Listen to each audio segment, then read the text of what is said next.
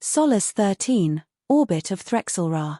Cycle 8.224, third rotation. The diplomatic station drifted in the silence of vacuum, suspended between a dying star and the even older ambitions of a fractured galaxy. Rust-colored light from Threxelra filtered through its polarized viewpanes, casting blood-warm hues across the metal corridors of Solus 13. Inside, beneath the protocols and recycled air, the scent of inevitable decay lingered, gilded by ceremony, rotting at the core. Saelari Vox stood at the end of a tension-charged corridor, facing a carved onyx panel etched with the sigils of 12 allied species, none of which had spoken in consensus for over a cycle. Her heels made no sound against the obsidian floor. By design, she wore the diplomatic mesh, a Veun innovation meant to inspire reverence and submission. On her, it only framed her body in the way the directive once dismissed, aesthetically provocative, reproductively misaligned. Her hips had been deemed non-optimal for gestation under high-gravity gestational acceleration. The phrase, clinical and cruel, still echoed in her memory like a sentence passed rather than a judgment rendered. Today, she was not here to breed. She was here to speak. She adjusted her translator cuff, a spiral of silver embedded with linguistic cores drawn from over 97 tongues. A gift from a human general, a man now dead by treaty violation. Her fingers lingered over the metal. The cuff was an anachronism in this place, and its presence made certain people uncomfortable. That pleased her. The doors opened. Inside the negotiation chamber, light curved and fractured across obsidian walls, refracting in quiet contempt. The Veun delegation sat closest to the core dais, coiled in their graceful austerity, high-collared robes, pale skin engineered to never show fatigue, and eyes that blinked in perfect synchronicity. At their center, Senator Routh-Zell inclined his head, a gesture designed not in deference, but control. Saelari Vox, he said, each syllable clipped as if her name were acid on his tongue. We were told the human delegation would lead this discussion. Yet here you stand. Unaccompanied. I am their voice, she replied in the common tongue, then again in the Veun dialect, this time more pointed, and the human does not send his tools without purpose. A flicker. Zell's nostrils barely flared. You mistake autonomy for relevance. We debate legacy. You bring sentiment. No, she said evenly. I bring a reckoning. There it was, the fracture. The way the air shifted, too subtle for unaugmented humans to sense, but real nonetheless. Power was fragile in this chamber, made brittle by pride and the architecture of collapsing empires. Behind her, the chamber's atmosphere cycled to admit the solar reclaimer representative. The humans never arrived early. They arrived when they were needed, and only then. Commander Kale Rourke stepped forward, clad in the streamlined yellow exocourier armor of the Earthspace frontier. Unarmed, per regulation. Unapologetic, by nature. His presence felt like a disruption in gravitational balance, a biological force more jarring than any political protocol could buffer. He didn't look at the Veun. He looked at her. Just long enough for Saelari to register it wasn't performance. He saw her as someone, not something. That was the kind of gaze her species had trained out of their diplomats. I believe, Rourke said calmly, we were about to address Clause 17. Zell did not turn his gaze to the human.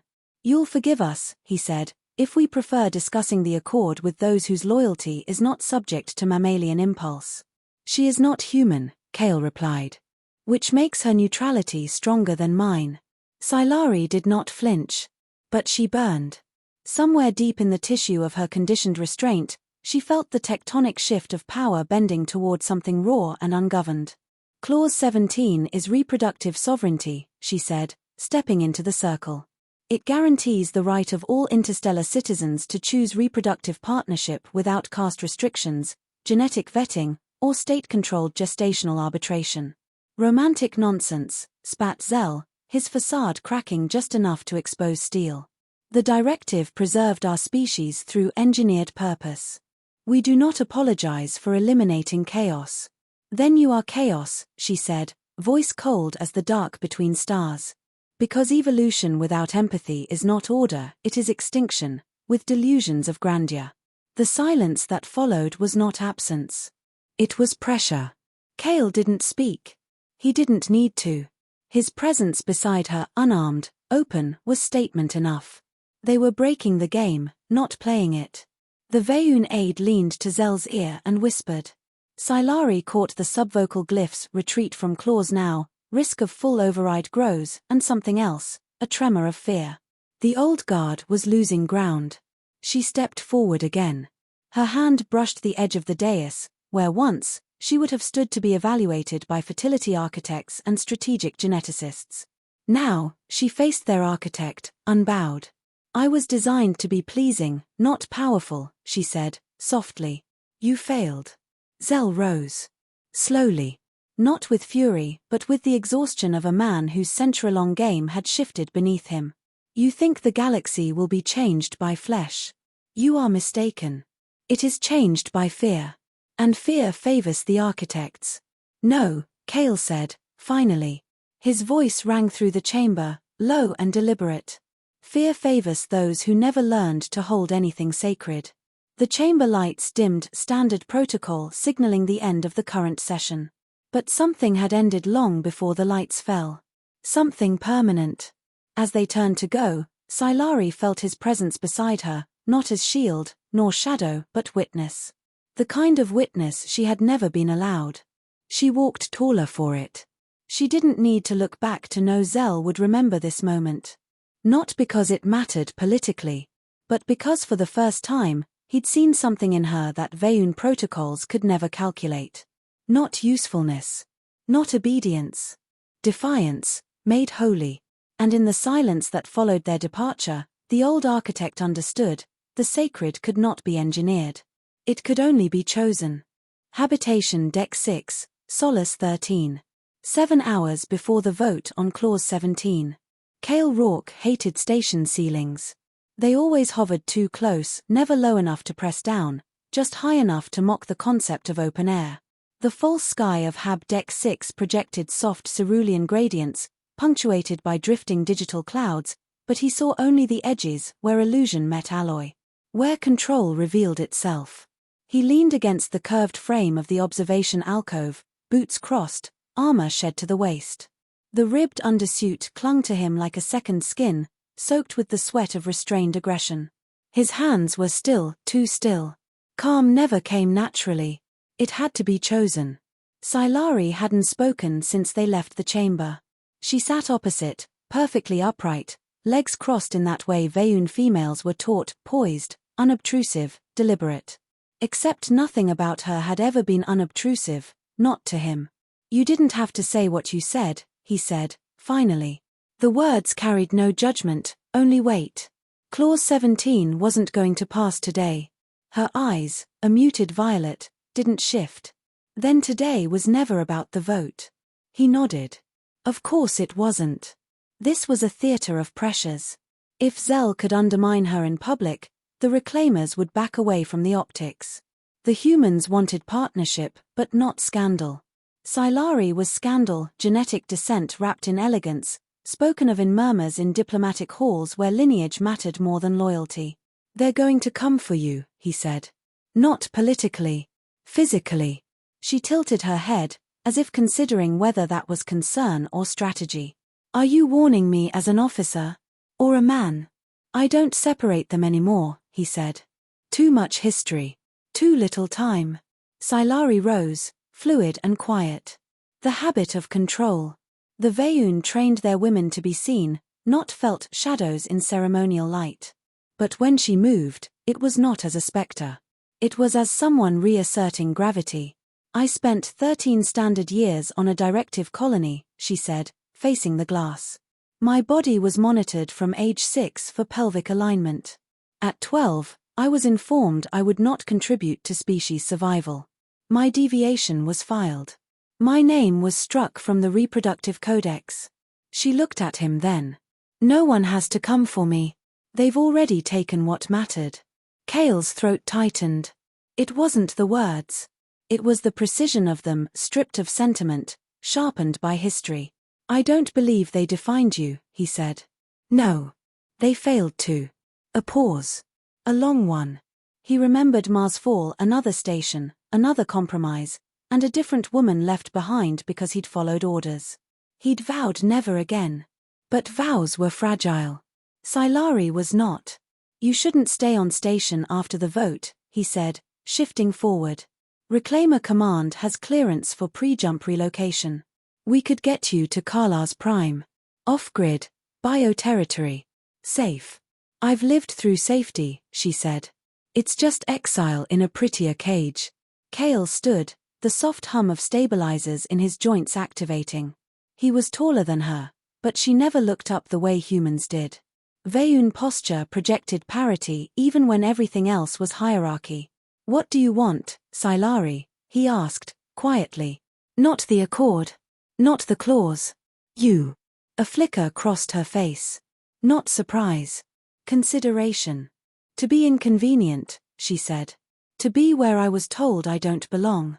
To say things they've taught others never to hear. Her mouth curved, not quite a smile. Is that so radical? Yes, Kale said. But only because it works. The comm panel pulsed beside them. A red signal, restricted access. Kale crossed the room in 3 strides and tapped it. The display bloomed into the face of Reclaimer Deputy Man Tavik, older, grey-bearded, and hardened by bureaucracy's wars. We have a situation, Tavik said without preamble. Directive Envoy just requisitioned quarters clearance on Deck 9. No public record, no diplomatic overlay. Kale frowned. Private security? Worse. Cloaked insertion. They used a medical subpath to bypass customs. Extraction? Or preemptive elimination? Either way, your translator's now a liability, officially. Kale glanced at Saelari. She hadn't moved. Her face was unreadable. That scared him more than panic would have. Hold them in protocol loop, he ordered. Cite human vouched protection clause. If they breach, we escalate. No kills. Tavik nodded and disappeared. Kale turned back, running a hand through his hair. You have 15 minutes. We move to subdeck transit. I've got a path through the waste modules. They won't think to scan for organics there. I'm not running. You're not dying here. That's not your choice. He stepped forward.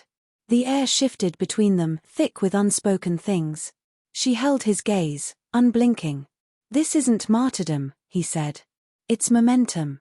You stay alive, you keep saying things they trained others not to hear. That's how the war's won. She exhaled. A breath with centuries behind it. Then let's be inconvenient together. He handed her a nullweave cloak, dark and fibrous, designed to scatter biometric scans. She slipped it on without drama. There was nothing theatrical about survival. As they stepped into the corridor, she spoke, not looking at him. You asked what I wanted. There's more. He looked sideways. Tell me. I want to be held like I'm sacred, she said. Not because I'm rare, but because I'm real. The words were surgical. Not a confession. A declaration. In another place, another time, it might have been a line from a poem. Here, it was a weapon. Kale didn't reply. But something shifted in his chest. And in that silence, a vow he hadn't known he'd made settled deeper. They moved fast and quiet into the station's underbelly, where beauty had no place and truth couldn't hide. The game was changing. Not in council chambers, not with treaties, but here, where survival became resistance, and love, if it ever came, would be war in its purest form. Directive Substation, Veyun Control Nexus. Same cycle, 9 hours pre-vote. Senator Routh Zell entered the Cryo Temple through an unmarked corridor, his biometric trace suppressed by the chamber's inherent obsolescence. No surveillance net mapped this place, by design. Built during the early consolidation wars, the Cryo Temple held no liturgy, only decisions too consequential for records. Silence here was not sacred. It was strategic. The walls pulsed faintly with archival light. Thousands of vitrified embryos floated in quantum suspension tanks, genetic remnants from the centuries-long optimization program. Each was labeled, catalogued, ranked by reproductive promise. Not one had been chosen for activation in over 2 decades. They were legacy now. Insurance against ideological drift. Zell did not look at them. He approached the obsidian console at the center of the chamber. A biometric glyph pulsed, waiting. He pressed his palm against it. The floor adjusted with a click. The real meeting had always been beneath the facade. A narrow staircase spiraled downward into a war room that officially no longer existed. Dim holographics mapped human territories, marked in crimson. The Reclaimer expansion across the Orion corridor was aggressive, undisciplined, but adaptive. Dangerous in its unpredictability. Waiting inside was Lyra Den, head of preservation strategy and the directive's quietest executor. She greeted him without ceremony. "She's not dead." Zell's fingers flexed against his thigh. "She will be. She should have been before Clause 17 was tabled. Too conspicuous. The humans romanticize death. Martyrdom doesn't discredit her. It magnifies her." Lyra tilted her head slightly, the movement predatory rather than inquisitive. "You underestimated how human she's become." Zell moved toward the map. He didn't flinch at the accusation. He had long since stopped reacting to lesser truths. "The problem is not what she's become. The problem is that we allowed her the time to become it. She's aligned herself with Rourke," Lyra said. "He's shielded by Reclaimer doctrine. Assassination would trigger an inquiry." Zell's eyes narrowed. "They believe doctrine is armor. It's only delay. Protocol can be collapsed under the right pressure. Then we apply it. No. We adjust." He turned to the table and input a cipher.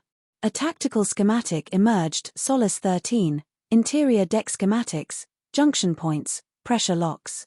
Not the official blueprint. The directives version, including kill switches installed during construction when neutrality had been theoretical, not functional. "We override life support on Deck 12. Simulate a malfunction during the vote. Controlled decompression, tightly timed. Rourke's escort dies. She dies. No blame. Just tragedy." Lyra considered. "You're risking collateral." "I'm managing perception," he corrected. "Nothing inspires compliance like the illusion of fragility." She tapped a control.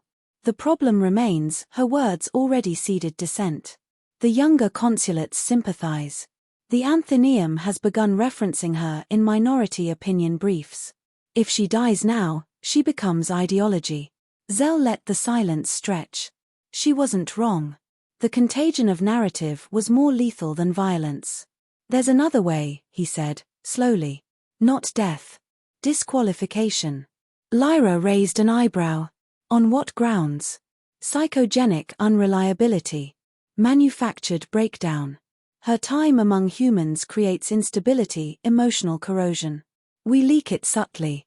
Undermine her coherence. Plant ambiguity. She's never been incoherent. We make it so. We don't erase her. We unmake her credibility." The plan was elegant in its malice. To destroy her body was to elevate her. To unravel her mind, that was erasure. Quiet. Permanent. Without resistance. "You'll need a vector," Lyra said. "Someone close." "I have one." He brought up an encrypted file. A Reclaimer liaison stationed on Solace 13. Minor diplomatic role. Unassuming. Loyal only by necessity. But with a sister in directive care, a point of leverage already applied, silently and with precision. "You're compromising human command," Lyra said, more as warning than judgment. "I'm restoring directive continuity," Zell replied. A long moment passed between them. Lyra stepped closer, lowering her voice, though they were alone. "You created her, Routh. Not biologically, but ideologically. You wrote the clause that rejected her. You made her possible." "I made a future without indulgence," he said. "She's a relic of biological rebellion. If we allow individuals to define species' trajectory, we return to entropy." "Then you know she won't stop," Lyra said. "Even if this fails. Especially if it fails." He exhaled. It wasn't regret. It was recognition. "She'll continue until something breaks," he said. "So we make sure it's her." He turned from the map, walking toward the lift. The chamber's quiet hum returned. The embryos watched silently, as they always had. Above, on Solace 13, the air shifted. Not physically, but in pattern. Subtle deviations in pressure flow, silent rerouting of maintenance routines, minute fluctuations in neural scan bandwidths, all invisible to those without directive calibration. But someone was watching. In the hidden comms array near the environmental cores, Ielis Dren, the station's senior systems analyst, reviewed a subroutine anomaly. The air exchange protocol for Deck 12 had been flagged automated correction, no immediate danger. But the authorization code was directive class, not native to station hierarchy. Dren paused. That wasn't supposed to be possible. His fingers hovered. He could silence the report. Or forward it to reclaimer oversight. He knew what either choice meant. One invited disappearance. The other, revolution. He sent it. Elsewhere, Saelari stood in the alcove of a maintenance shaft, her breath measured, her posture steady. They had 7 minutes before the next station sweep. Kale adjusted the route map on his wrist, recalculating. She didn't look at him, but spoke evenly. I know Zell's patterns. He won't send assassins. He'll send doubt. Kale didn't look up. He's already trying. I'm ready. He paused. Then, be sure. Because they'll target your voice, not your body. She turned toward him. Her expression held no fear, only intent. Then I'll speak louder. Solace 13, lower transit decks. 2 hours before the Accord vote. The corridor reeked of heat and coolant. Vent shafts pulsed in rhythm with the station's artificial respiration, barely audible, but distinct. Below the visible architecture, Solace 13 trembled. Not from damage, but from intent. Kale Rourke moved first, tracing his path through converging vectors of shadow and engineered silence. The cloak over his armor dissipated ambient scans, but not heat. He could feel the failure seeding itself somewhere deeper in the station's veins. Something unnatural had entered the environmental matrix. And it was growing. Saelari followed, steps perfectly timed behind his, not as a subordinate but as a counterpoint. They hadn't spoken in the last 3 minutes. The silence wasn't strategic. It was focused. Dialogue, now, was a risk both to movement and to memory. She carried nothing. No weapon. No file. Just herself. That had always been enough. Ahead, the junction narrowed, an old service module left unmapped in public schematics. Kale keyed the hidden override. The wall did not open so much as retract, reluctant. They entered a compartment once meant for cryotethering. Now it housed no function but discretion. Inside, Deputy Tavik waited. His beard was damp from condensation. His eyes were bloodshot. On the makeshift console behind him, a data shard pulsed with silent urgency. Your message wasn't encrypted, Kale said. Tavik didn't blink. Didn't need to be. No one's looking in the direction I just exposed. He inserted the shard into the console. The display unfurled in jagged fragments, logs of internal system manipulations, access overrides, scrubbed oxygen reports. At the center, a directive authorization string, embedded within a harmless systems patch, rerouted through Veyun diplomatic bandwidth. Tavik turned. They used our neutrality against us. Kale scanned the chain. Environmental breach scheduled for Deck 12. Timed for delegation dispersal. Low yield. Controlled casualties. High narrative impact. Tavik nodded. With her in the center. Saelari's face remained unreadable. She stepped forward, studying the data trail, parsing faster than either of them. They built it as a tragedy, she said. A fault. An unfortunate malfunction during a time of interstellar tension. Veyun expresses grief. Human systems issue an inquiry. The Accord delays. Clause 17 dies in bureaucracy. Kale looked at her, jaw tight. So we cancel the vote. Pull the reclaimers. Suspend station protocol. No, she said. That's the ending they want. Tavik frowned. You're suggesting we keep the vote on schedule while knowing they'll attempt a targeted decompression? I'm suggesting, Saelari said, we let them try. Kale stepped closer. You're asking for a controlled confrontation, during the most visible moment of your life. This isn't defiance. This is a crucifixion. I am not a symbol, she said, quietly. I am a precedent. She reached toward the console and keyed a private line.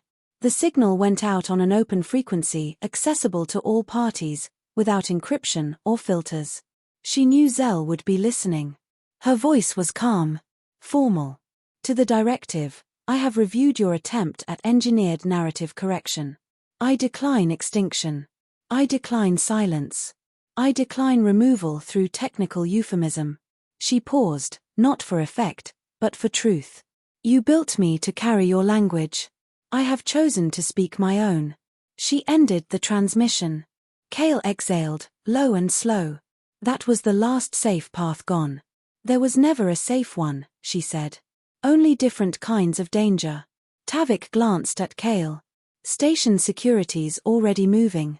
Zell's people won't pull out, they'll accelerate. Expect pressure failure 30 minutes before the vote. We have time to reroute the delegation if... No, Cale interrupted. We hold position. But we move the vector. He turned to Saelari. You'll present the clause. But not in the diplomatic chamber. In the lower arbiter's hall. Original architecture. Fully pressurized. Manual override systems, not connected to the directive matrix. No artificial intelligence protocols. No signal trace. She studied him. They'll see it as subversion. He met her gaze. Good. That's what it is. 32 minutes later. Lower arbiter's hall. The hall had not hosted legislation in over 2 cycles. Dust had layered itself like forgetfulness on every polished stone and etched emblem. The chamber was smaller, barely seating 20. But its acoustics were pure. Ancient Solace architects believed truth had weight, and built accordingly. The delegates arrived in sequence, summoned not by order, but by rupture. Rumors had reached every species' ears, an attempted assassination, denied, a human plot, rumored, a Veyun error, buried. None knew what was true. All suspected. And all followed her. Saelari stood at the podium, her cloak gone, mesh uniform immaculate, unshielded. Her skin caught the filtered starlight of Threxelra in a way that made it difficult to look at her directly. She did not thank them for coming. She did not apologize for the breach. She spoke. Clause 17 is not a vote. It is a mirror. You see in it not what I ask, but what you fear. That the body can no longer be controlled. That identity is not allegiance. That breeding is not destiny. No sound but breath. No motion but stillness. She continued, I was designed for use. Rejected for inefficiency. Discarded as unsuitable for reproduction. Yet I stand here, whole. Unruly. If that disturbs you, the clause has already passed in truth, if not in ink. She turned, stepping back from the dais. Your vote changes law. But your fear changes nothing. The silence held. For a second. Then a delegate from the Anthenium stood. Slowly. Then one from the Beltaran conglomerate. Human representatives followed. Veyun remained seated, but no longer in command. The vote passed. Overhead, a silent alert blinked in the upper decks. The decompression override had failed. The environmental sabotage neutralized by a last-minute manual shutdown, flagged by a station technician who had, until this cycle, never touched a diplomatic channel. Zell, watching from his private interface far above, said nothing. He closed the channel. He did not rage. He recorded nothing. History had moved past him. And in the lower chamber, Saelari stepped down, alone. No ceremony. No applause. But everything had changed. Would you like a final epilogue, or a follow-up chapter focusing on Zell's fate or Saelari's future role in interspecies law?